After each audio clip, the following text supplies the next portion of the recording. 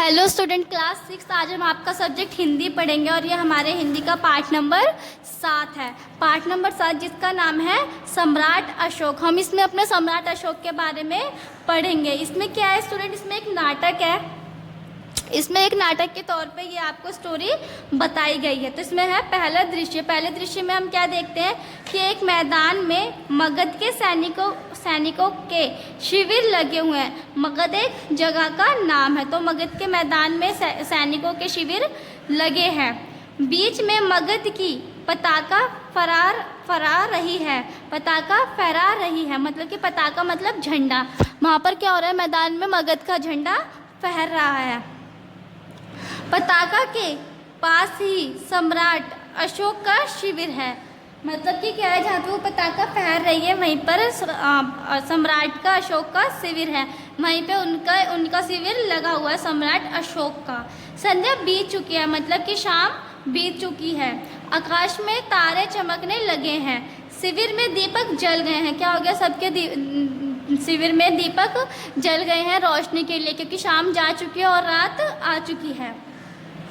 अपने शिविर में अशोक टहल रहे हैं।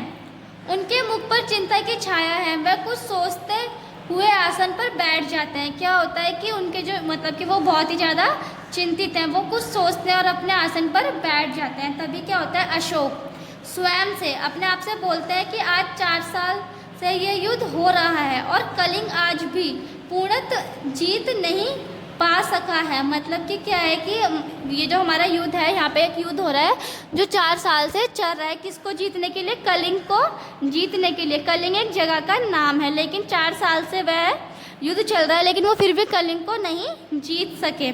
दोनों ओर के लाखों आदमी मारे गए हैं। क्या हुआ, दोनों ओर से, कलिंग से भी और मगध से भी दोनों सैनिक लड़ रहे हैं और कई लाखों आदमी मारे गए हैं।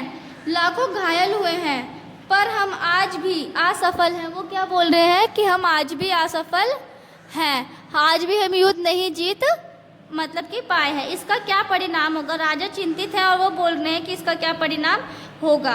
द्वारपाल मतलब कि जो उनके द्वार पर खड़ा है, जो उन्हें किसी भी आने जाने व्यक्ति की सूचना देगा, उसे कहते हैं द्वारपाल। वो तभी कहते हैं, सिर झुकाकर कहते हैं, राजन संवाददाता आना चाहता है। वो उसे बता रहा है कि संवाददाता जो है, आपका जो सूचक है, वो आपसे मिलना चाहते हैं, वो आपके शिविर में आना चाहते हैं। अशोक तभी कहते हैं, आने दो। संवाददाता, महाराजा अशोक की जय हो। जो संवाददाता पर जैसे ही उनके शिविर में घुसते हैं, वह तभी क्या बोलते हैं, महाराजा अशोक की जय हो। शुभ संवाद है। वो बोलते हैं कि एक शुभ संवाद है। गुप्तचर समाचार लाया है कि कलिंग के महाराज लड़ाई में मारे गए। वो क्या सूचना लाए हैं, जो कलिंग के महाराज हैं, जो वहाँ के राजा हैं, वो युद्ध में मारे गए हैं। अशोक प्रसन्नता पूर्वक मतलब एकदम खुश होकर बोलते हैं, मारे गए हैं तो मगध की विजय हुई है, कलिंग जीत लिया गया है। वो क्या बोलते हैं, मगध अपने राज्य का नाम लेके बोलते हैं कि हमारी जीत हुई है और हमने कलिंग को जीत लिया है। अशोक बोलते क्यों नहीं हो तुम। अशोक बोलता है कि तुम बोलते क्यों नहीं हो, चुप क्यों हो। संवाददाता धीरे से बोलते हैं, महाराज क्या बोलूं, कलिंग द्वार के फाटक आज भी बंद है। फिर किस मुंह से कहूं कि कलिंग जीत लिया है। वो क्या कहते हैं, जो कलिंग के द्वार है, कलिंग का दरवाजा है, वो आज भी बंद है। तो हम ये कैसे मान लें कि हमने कलिंग जीत लिया है। संवाददाता, हाँ महाराज, कलिंग के फाटक आज भी बंद हैं। तभी अशोक एकदम से खड़े होकर बोलते हैं, बंद हैं तो खुल जाएंगे। जाओ, जाकर सेनापति से कह दो कि कल सेना का संचालन मैं स्वयं करूंगा। वो क्या कहते हैं कि सेना का संचालन मैं कल खुद करूंगा। कल या तो कलिंग द्वार के फाटक खुल जाएंगे या मगध की सेना वापस चली जाएगी। जाओ। वो बोलते हैं कि या तो हम कलिंग को जीत लेंगे या फिर हम यहाँ से वापस चले जाएंगे।